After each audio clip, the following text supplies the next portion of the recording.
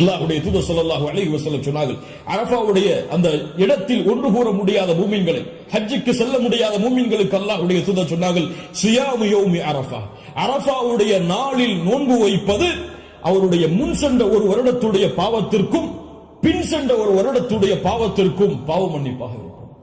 அல்லாஹ் அக்பர்.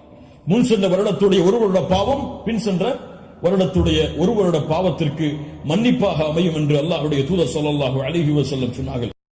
அல்லாஹ்வுடைய தூதர் ஸல்லல்லாஹு அலைஹி வஸல்லம் சொன்னார்கள், அஃதலு துஆ துஆ யௌமி அரஃபா, துஆக்களில் மிக சிறந்தது அரஃபாவுடைய தினத்தில் கேட்கப்படும் துஆவாகும்.